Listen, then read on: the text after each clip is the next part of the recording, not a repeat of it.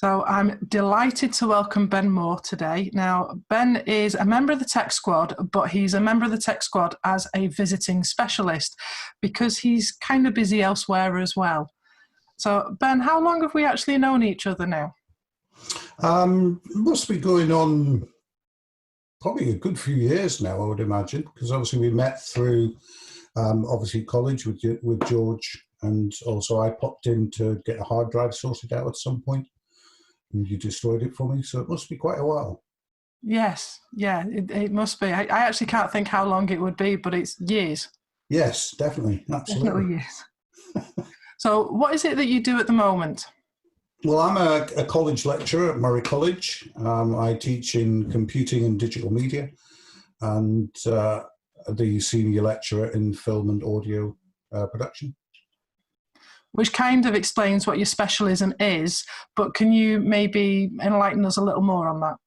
Yeah, well, in terms of video and audio production, obviously, it's always tended to have a very expensive bank account required in order to buy the equipment. But I'm starting to sort of move a lot of my teaching into the use of mobile devices, and also now using mobile devices to actually edit video footage on as well, but also keeping costs down to literally a minimum, if anything, free. I find that completely amazing because my background originally is in media. I did a media degree back in the early 90s when it first came out. And my video work was using SVHS cassettes, Yeah. and it was tape to tape. And audio, I was cutting and splicing, literally China graph pencil, razor blade and tape.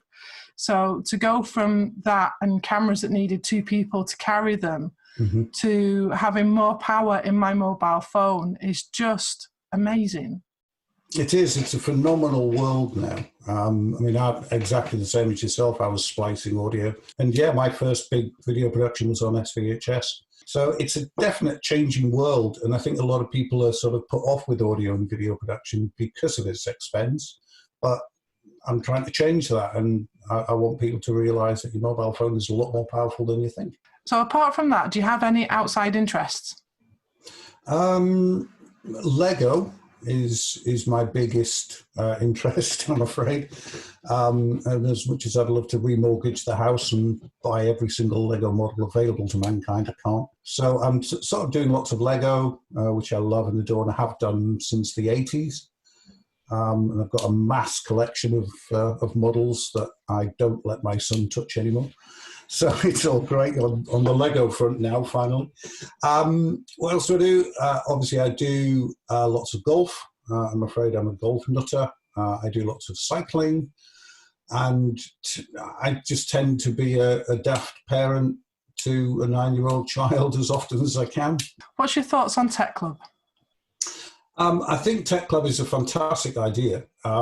Certainly from an educational perspective, as I am, the amount of technical assistance that I've had to give even to my computing students has been huge, which obviously is a lot easier in class, but obviously is still possible via this type of medium. I've also been doing quite a lot of technical support for my son as well, who's home learning. And I think Tech Club is something that is kind of missing.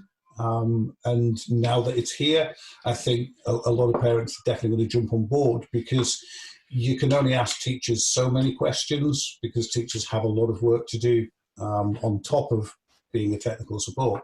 So being completely separated from a teacher, I think is a great thing. And it frees up time for teachers to be able to teach, with parents knowing that there is full support there through a Tech Club. So it's a fantastic idea. It's great.